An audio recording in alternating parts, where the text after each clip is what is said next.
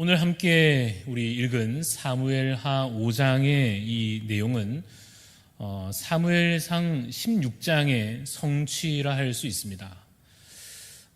하나님께서 계시하신 바를 성취하시는 그 일들이 성경 안에도 나타나고 앞으로도 계속해서 하나님께서 계시하신 바는 성취되어질 것입니다.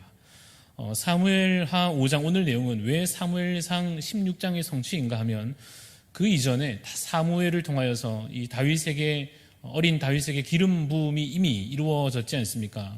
그런데 그것이 기름 부음을 받자마자 그 일이 바로 성취된 것이 아니고 이제 시간이 많이 흘러서 이 일이 완성되었다라는 의미에서 그 당시 일이 계시였고, 그리고 오늘 우리 함께 읽은 이 사무엘하 5장은 어떤 의미에서 성취라 할 수 있을 것입니다. 이스라엘 모든 장로가 다윗에게 나아옵니다. 그래서 이제 다윗을 기름 부어 왕으로 삼습니다. 이제 드디어 이스라엘 전체에 해당하는 모든 이스라엘 백성들과 지파를 다스리는 왕으로 이제 다윗이 서게 된 것입니다. 여러분, 그 과정이 다윗이 왕으로 지금 이렇게 서기까지의 그 과정이 어땠습니까? 순탄하였습니까? 아니면 다사다난하였습니까?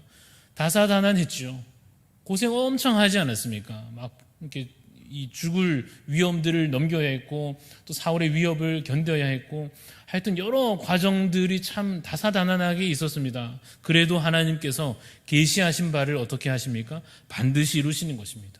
하나님께서 약속하신 것을 반드시 이루시는 하나님이심을 여러분 믿으시기를 간절히 소원합니다. 드디어 이제 다윗이 왕이 됐습니다. 만약 여러분이 다윗의 알고 지내던 지인이라고 한다면 이 소식을 듣고 다윗이 이스라엘의 드디어 전체 다스리게 된 왕이 되었다더라 하는 소식을 들었다면 여러분 그 다윗에게 어떤 메시지를 지인으로서 보내겠습니까? 요즘 같으면 이렇게 하지 않을까요? 임직을 축하드립니다 하면서 큰 화환을 왕이니까 대충 보내지 않고 2단, 3단 아주 큰 화환이나 어떻게든지 축하 메시지를 보낼 수 있는 방법을 다 동원해서 경축하면서 축하하지 않겠습니까? 그동안 고생 많으셨으니까 이제 꽃길만 걸으십시오. 이런 표현들을 메시지로 보내기도 할 것입니다. 축하할 것입니다.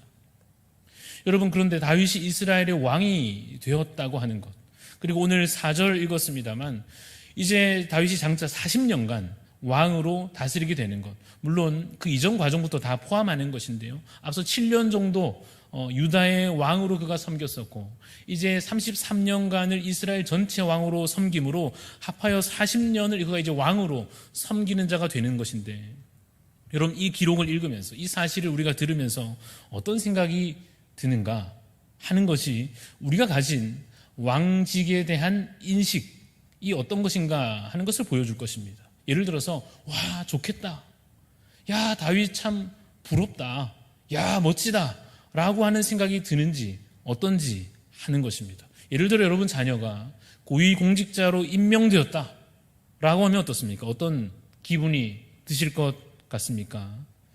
우리 명절 때, 지금 한참 명절인데 명절 때 서로 꺼내지 말아야 할 주제 몇 가지 있지요. 너 요즘 뭐 하냐? 이런 질문 하면 안 되지 않습니까? 취업 언제 되냐? 언제 하냐? 준비는 하고 있냐? 이런 얘기하면 굉장히 분위기가 어색해질 텐데요.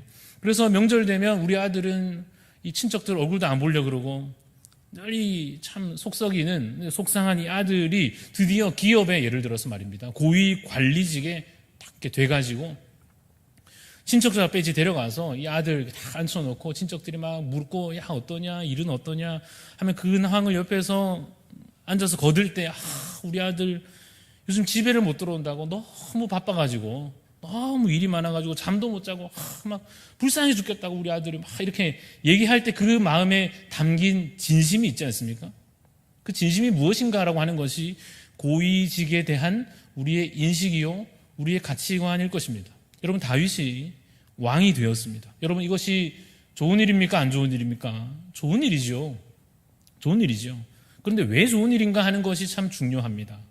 왕이 되었다라고 하는 것이 우리에게 무슨 의미로 와닿고 있는가 한번 생각해 볼 필요가 있을 것입니다. 그래서 오늘 우리가 이 왕직에 대해서 좀 묵상을 해보려고 합니다. 여러분 왕은 특히 이스라엘 당시의 왕이라고 하는 그 직분은 삼중직 중에 하나입니다. 제사장, 선지자, 왕. 이 세 가지 직분은 아주 중요한 구약시대에 아주 중요하게 하나님께서 세우신, 특별히 그래서 구별하여 기름을 부어 세우시는 거룩한 직분자들이었습니다. 제사장이 그러했고 선지자들도 그러했고 마찬가지로 왕도 그러한 거룩한 직분을 맡은 사람이었습니다. 그런데 왜 왕직이 거룩한 직분인가 하면 하나님을 대신하는 것이기 때문에 그렇습니다. 하나님을 대신한다 하는 의미는 무엇인가 하면 하나님께서 자기 백성을 친히 다스리실 것입니다.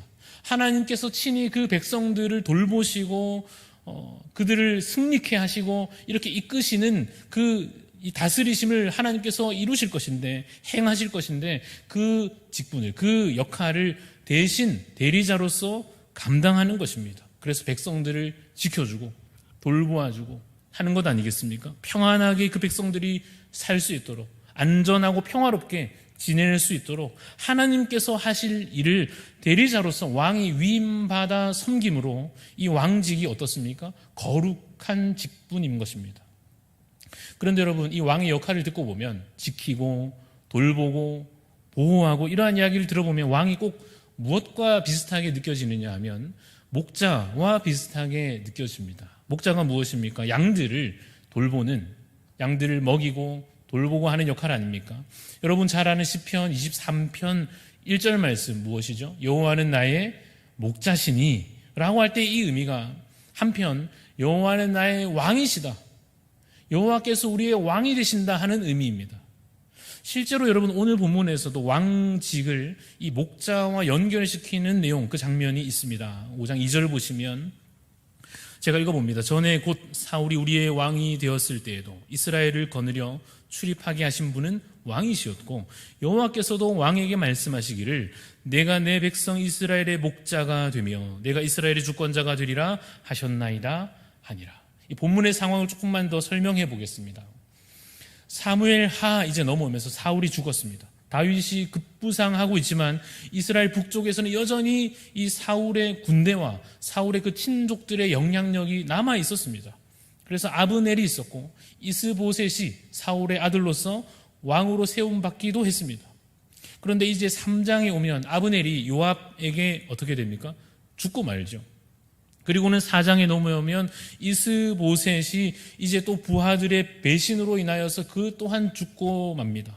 사울도 죽고 아브넬도 죽고 이스보셋도 죽고 하니까 이제 더 이상 다윗에게 맞설 만한 인물이 남아있지 않은 상황이 되었고 이 이스라엘의 원로들이, 이 지도층들이 다윗에게 찾아오는 것입니다. 그래서 오늘 5장 1절에 이 이스라엘의 장로들이 다윗에게 뭐라고 말하는가 하면 우리 원래 한 민족 아닙니까?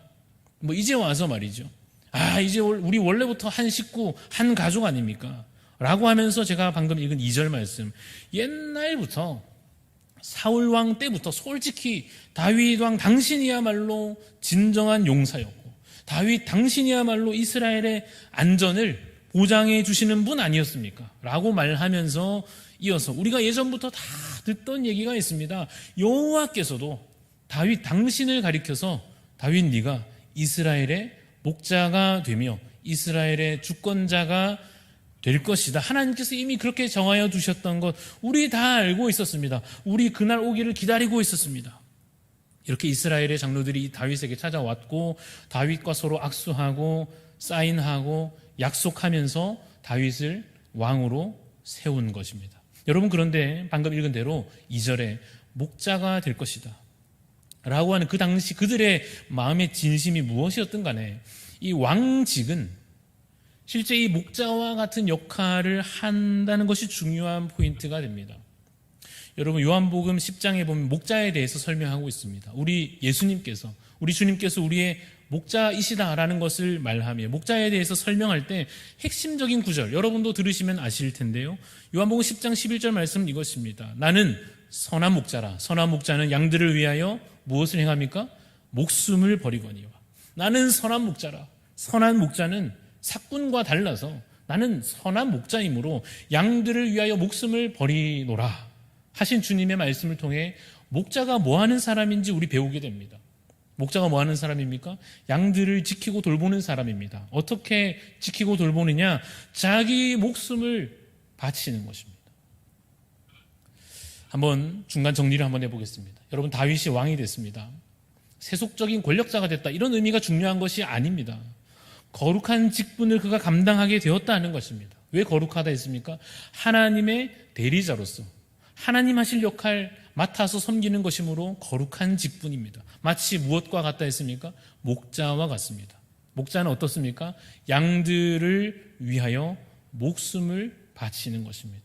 그러면 여러분, 다윗이 이제 왕이 됐으니까 무엇을 감당하는 것인가 하면 이스라엘 전체 백성들을 위하여 자기 목숨을 내놓는 것입니다. 사꾼이 되어서는 안 되는 것입니다. 사꾼은 무엇이냐? 말 그대로 돈 받고 일하는 사람이죠. 조금 더 노골적으로 표현하면 돈 때문에 일하는 사람이죠. 돈 안 주면 사꾼은 도망갈 것입니다. 그만둘 것입니다. 자기 목숨을 내어놓겠습니까? 양들을 위해서? 그런 일은 절대 하지 않을 것입니다. 조금이라도 자신이 손해보는 일을, 내가 돈 받은 것보다 더 일한다, 그만두려 할 것입니다. 그것은 사꾼이고, 왕이 되는 것은 선한 목자와 같아지는 것이므로, 여러분, 이것이 다윗에게 과연 좋은 일인가? 자기가 손해봐야 되는 일 아닙니까? 자기 목숨을 이제 내놓아야 될 일인데 다윗에게 과연 좋은 일인가 하는 것입니다. 사랑하는 성도 여러분, 직분이 본질에서 멀어지면 많은 사람들이 그 직분을 탐하게 될 것입니다. 특별히 거룩한 직분이, 하나님의 일을 수종드는 겸손히 섬길, 낮아져 섬겨야 할 그 직분이 본질에서 멀어져서 타락하게 되면요, 많은 사람들이 그 직분을 가지려고 탐하려 할 것입니다. 물론 그렇다고 해서 하려고 하는 사람이 다 잘못이고 안 하려고 하는 사람이 잘하는 거다, 그런 뜻은 결코 아닙니다. 부르심을 따라서 누군가 분명 그 일을 소원하고요, 각자의 사명을 따라 그 일을 기쁨으로 감당하려 하는 자들이 필요하고 반드시 그 일이 이루어져야 합니다.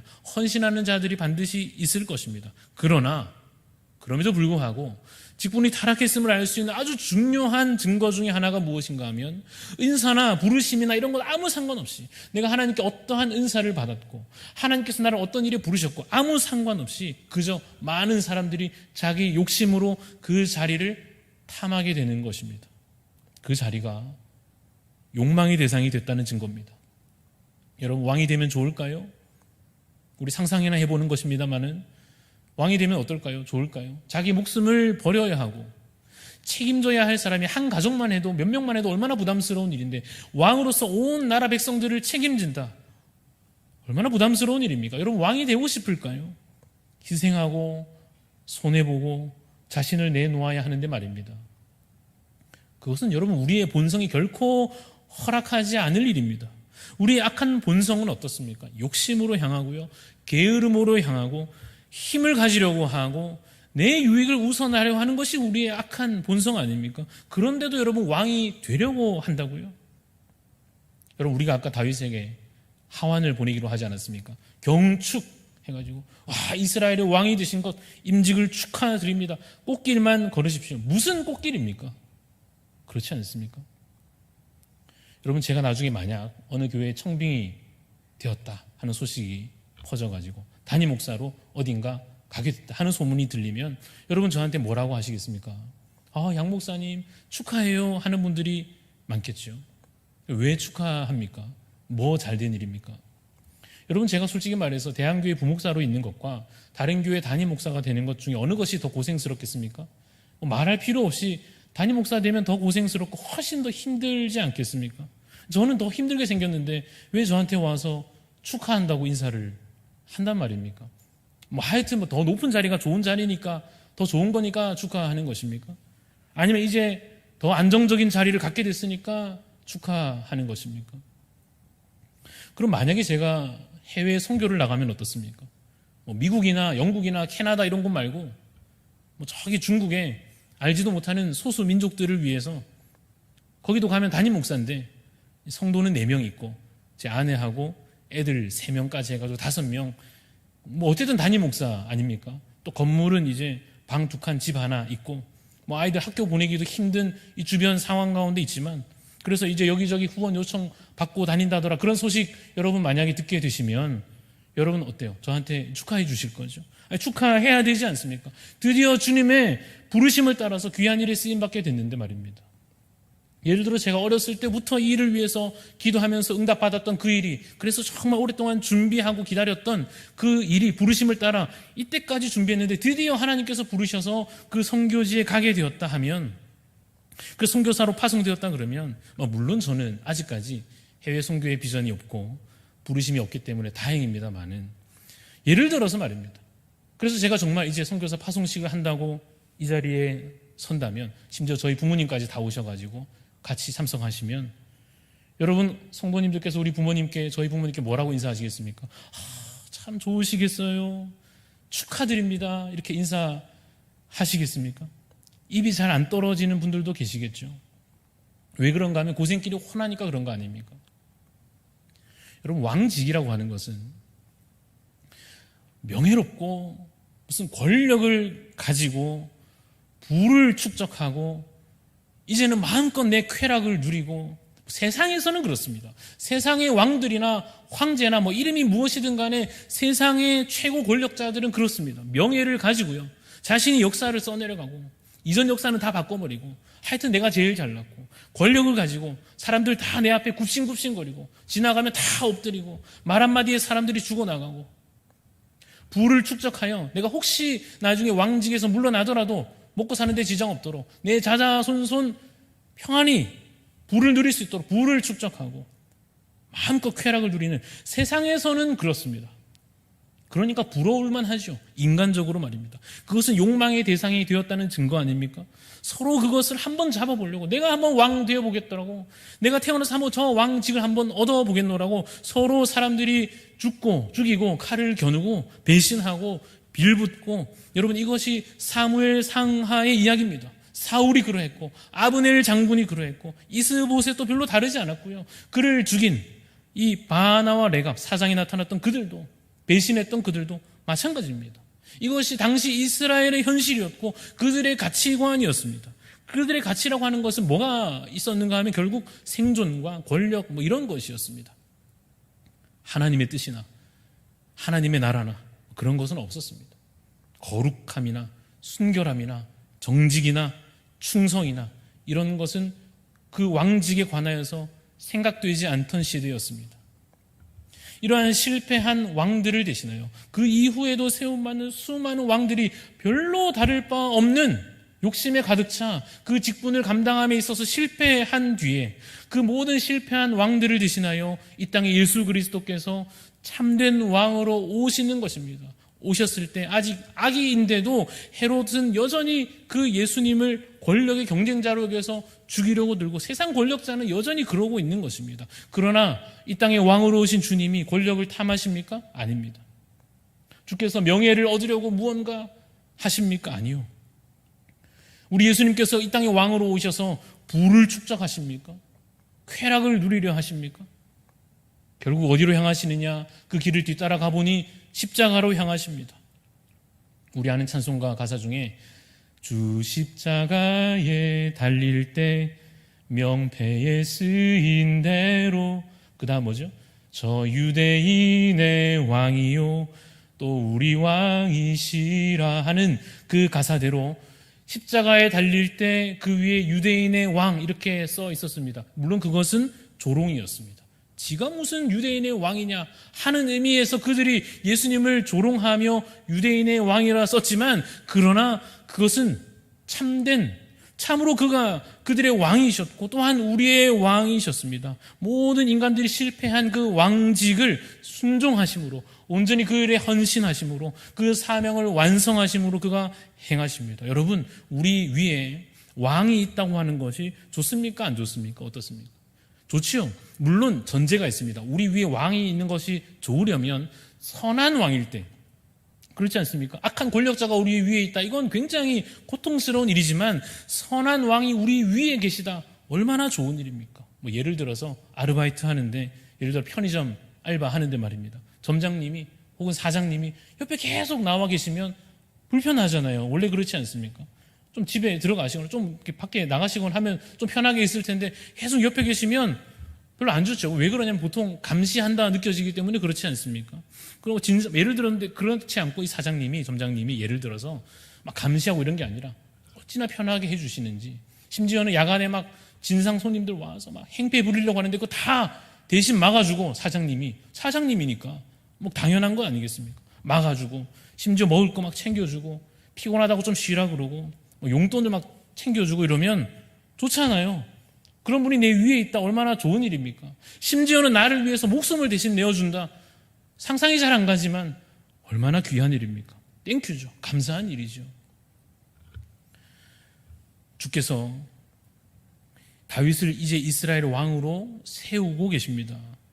그 목적이 무엇인가 하면 다윗에게 무슨 부귀 영화를 누리게 하시려는 것은 결코 아닐 것입니다. 1차적인 목적은 이것입니다. 다윗을 통하여 좋은 왕을 이제 이스라엘에 세워주심으로 그 선한 통치로 말미암아 그 백성들이 하나님의 백성들이 그 다스림을 받을 수 있도록 그 은혜가 그들에게 흘러가도록 다윗을 세우신 것이요. 또 하나 중요한 것은 이것은 하나의 계시입니다. 오늘 아까 말씀드린 대로 사무엘하 5장은 사무엘상 16장의 계시가 성취된 것이라 했습니다만 또한 이 사무엘하 5장은 장차 오실 메시아에 대한 또 하나의 계시이기도 합니다. 미리 보여주시는 것입니다. 앞으로 참으로 이스라엘을 다스릴 자가 이새의 뿌리에서 다윗의 자손으로 오실 것이다. 다윗이 앞으로 40년간 행한 그 모든 왕으로서의 행한 공적보다도 어떠한 승리보다도 더 큰 승리와 영광과 평화와 풍요를 그 오실 메시아께서 자기 백성들에게 베풀어 주실 것이다 라고 하는 것을 이제 이 다윗을 통하여 미리 계시하여 보여주시는 것입니다.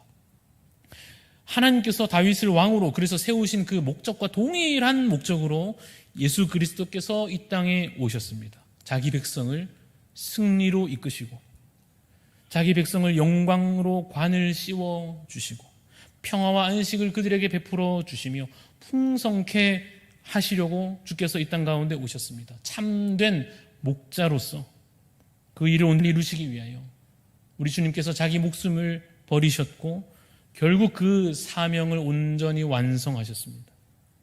사랑하는 성도 여러분, 그 동일한 목적으로 오늘 다윗이 왕으로 세움받는 목적과 같은 목적으로 예수 그리스도께서 우리 가운데 오신 그 목적과 동일한 목적으로 우리를 주께서 왕 같은 자들로 세우려 하시는 것입니다. 우리 주님처럼 우리도 십자가를 지기까지 사명을 감당하라고 은사도 주시고 우리를 부르시기도 하시는 것입니다. 직분도 맡기시고 사역도 맡기실 것입니다.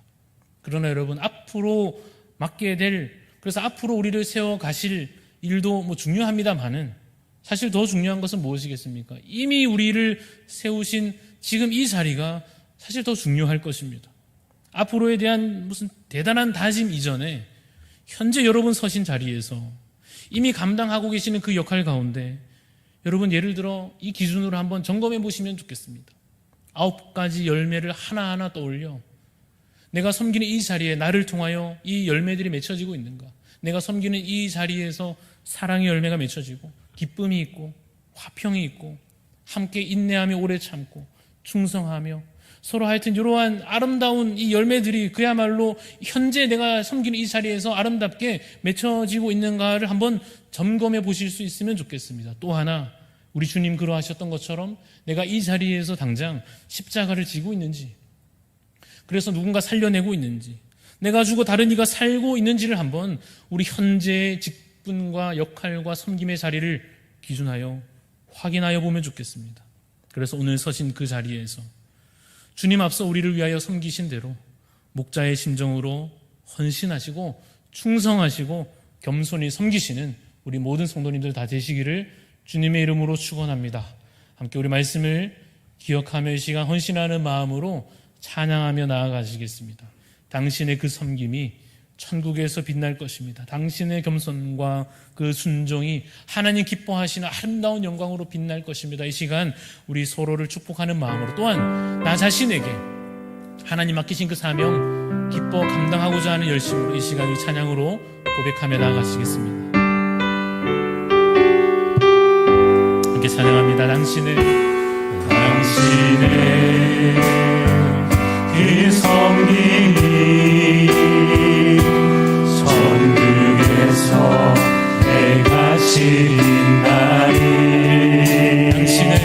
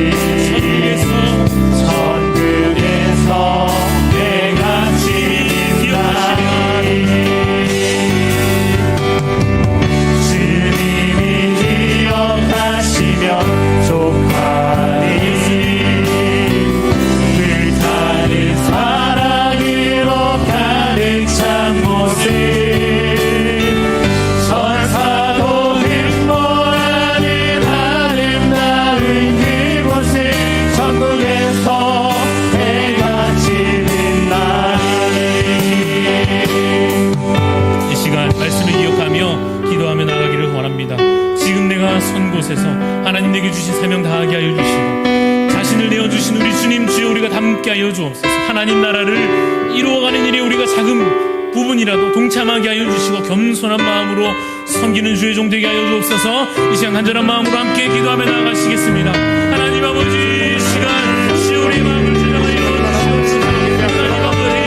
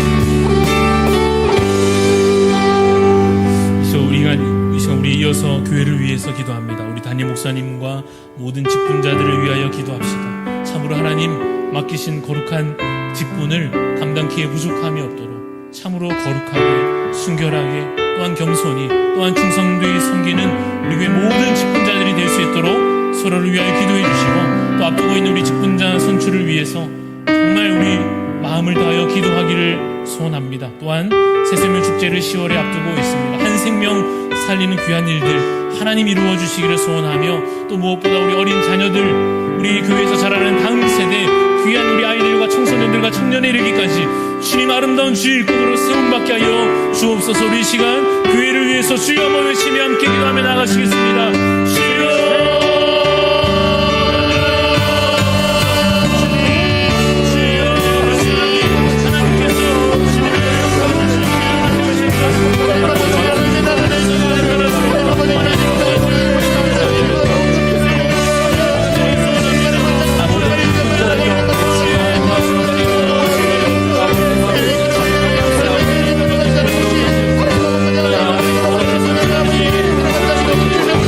Let's go.